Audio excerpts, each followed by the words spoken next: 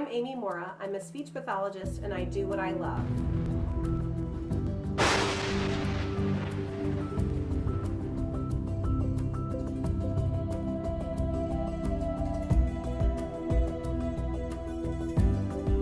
So basically in a school, as a speech pathologist there in that setting, I am a school speech teacher. And I just tell kids that I teach kids how to listen and how to understand what other people are saying, and then also how to say what you want to say and mean what you want to say so that everyone can understand you. So I tell them I'm a communication specialist. Every day is a challenge, which I like. So it's never the same. You wake up and I don't know what's going to happen. In my head, I have everything planned out and ready. But a lot of the kids that I get to work with in the school setting are those kids that don't follow all the directions and don't do exactly what I had planned that they would do. So it's exciting. It's always a challenge, which I really, really love. It's not the mundane.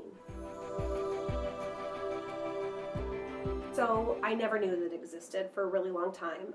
I was always going to go to law school. I was kind of that geeky smart girl who you either became a doctor or a lawyer if you had grades like this. So I knew that I didn't want to go into like blood and gore. So I was going to go the law path. And I was an English major in college. So it was into college before I found out about this. And my mom's best friend, her son was in a car accident. And so he had a major traumatic brain injury.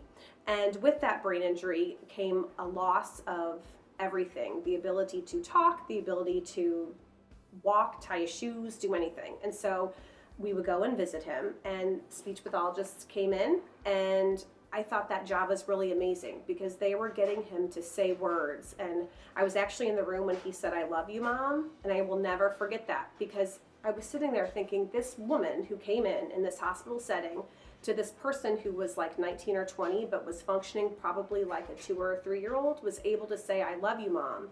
And I saw the power that language had in that brief moment when his mom was there to hear her son, who had said that probably hundreds of times before, but it didn't seem to matter as much as it did then. And I thought that was really amazing. And so that has always affected me. To be able to, and I know people say this all the time, I'm the oldest sibling, and so I was always that one who was kind of mother henning my siblings. And so I felt like this job was one that I could truly help people, but in a different fashion, and one that wasn't kind of the typical nurse or teacher or whatever. So I can have compassion for people, I can have empathy for people, and I can do all these things in a school setting where you wouldn't think that all these things are kind of happening. You think that really, making friends isn't necessarily taught, but for my kids with autism, I have to teach them how to do this. And so I'm able to do these things that's really important to me in a setting that is really important to them, more so than even reading or math or whatever. The majority of my caseload of kids that I see are kids with autism. So they are those kids who, to the outside world, look very much like you and I do. So they look normal, but they don't act that way. And so you have to have so much kind of respect for them and patience for them so that even when they do the smallest thing, it's a huge party. And it's, oh my gosh, he was able to transition from speech back to the classroom without hitting me or something, which I know sounds silly. So I look at even the smallest little things as such huge achievements that I think that's, which I don't know if that's like a word, but that's the biggest thing for me, is that small, tiny little achievements are like you just climbed a mountain and back. It's something to be proud of for these kids because they don't have that ever.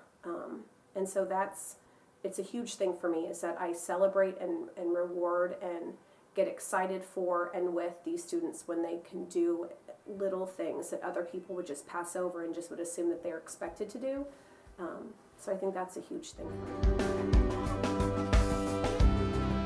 My siblings and we would have like cooking shows we would make. So we would go and gather kind of leaves and things like that. And so I would tell people that, and they're like, well, why don't you like cook and do something in that field? However, when I look back at it now, like from my job and career as a speech pathologist, I was like, oh my gosh, I'm sitting here and I was creating stories, and I was categorizing things and scripting these things and doing all these things that I do on a daily basis. But I loved doing that. I love talking. But I would write stories, and I would create these TV shows. I would script things and things like that. And that is what I love to do. I always would do that, just create things with speech and language. And so now I can kind of see that now, how that has kind of evolved into what I do every day. My position, you have to be so, almost like you're on the stage. So you have to be, I feel like I'm a clown half the time. And sometimes I will sit in my room and watch, 2 or 3 kids interacting and just kind of step back and look at what I've just created. The silliness that was kind of ensuing. You definitely have to have a fun personality. It has to be the number one thing. A person can't come in there and say, okay, can you tell me 3 things that we use, in the morning? You have to say, what did you guys do this morning? Tell me 3 things that you used in the morning to get ready to come to school. So you have to be kind of happy and bubbly, but you also have to be patient, because it might take that child 10 minutes to come up with what are 3 things that they use. And so you can't be so, I asked you, you didn't tell me, you're in trouble. So patience is key. And also another thing is just flexibility. You have to be able to just roll with the punches. So if they start talking about their morning, and this is a little guy who maybe doesn't talk very much, but he is so excited about the cereal that he ate, and he's describing it to you, this is a huge moment. So you just, keep talking about those things. So I would say kind of bubbly, kind of happy personality, a patient person for sure, because my students can get away with a lot more than my 3 boys can at home, and just that ability to roll with the punches and be flexible and change things. Nothing is set in stone in my day. Setting now and not in the hospital. When I first started, I wanted to be in that hospital setting. I wanted to wear the white coat. I wanted kind of that power of, I'm a speech pathologist, I'm, 23, I have this master's degree, I'm educated, I'm a woman, I can, play with the big boys and, have this really cool job. And then my kids came along, and with my husband being a doctor and him being gone a lot, then my kind of focus had to change a little bit, and I had to look to see what else I could do in this profession. That would give me that flexibility to be home with my boys during the summer and vacations and Martin Luther King Day and, whatever holidays. So transitioning to the school setting has been awesome, because my hours are the same as my kids. And so I get to have this adult time and this me time at work, doing what I was trained to do and what I really do love to do. And then I get to come home and still have that afternoon and evening with my boys and my husband. So it's really the best of both worlds. Well, one job is in the same field, very much in the same field. But I have some friends who are in New York City, and they're vocal coaches. So they're speech pathologists, but they're working with, Broadway singers and just using our training, amped up kind of a notch or 2 or 10. And they're doing that, which I think is so cool. And it would be awesome to look at all of these things that we had to learn in all of our anatomy and physiology courses and really put all of that to use to train, these amazing singers. And so I think that would be really neat. I loved English. I always loved English. Like, I loved the 5-paragraph essay. It was the best. How geeky is that? Jack, even now, whenever he has to diagram sentences, that's right up my alley. I loved that. I loved the order of it. There was no it was just black and white. Like, this is what you do. I loved it. There was no vocabulary that I had to know that I didn't know how to pronounce and didn't understand. I mean, it is what it was, which I loved. Oh, along those lines, newspaper staff. I was the editor of the yearbook. Geek all the way.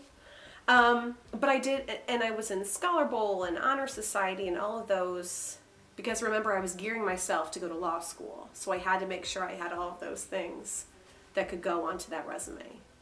So then did those things still pay off even though you didn't go to law school? They did, I think, because I was able to work with different people. I mean, there were so many different people, different types of people. So it wasn't all those kind of brainiac people that I would surround myself with. It was people who had to do something.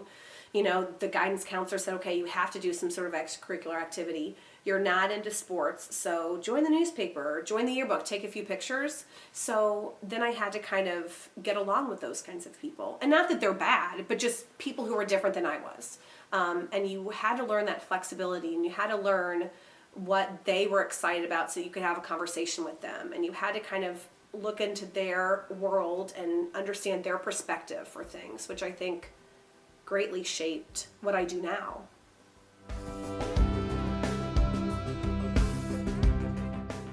Don't take everything so seriously. I think I was so that rule follower and that first child, and I had to do everything by the books, that I wouldn't allow myself sometimes to have fun, which is why I think I like my job now, because I do get to have fun. Like, I get to play games all the time. Like, I wasn't some big partier, and I wouldn't do a lot of things because I had to study or I really was that like geeky kid who didn't want to mess up my future and was so worried about it that I was worried about it. I mean, I was grinding my teeth. I'd wear like a night guard to sleep and stuff. It was crazy.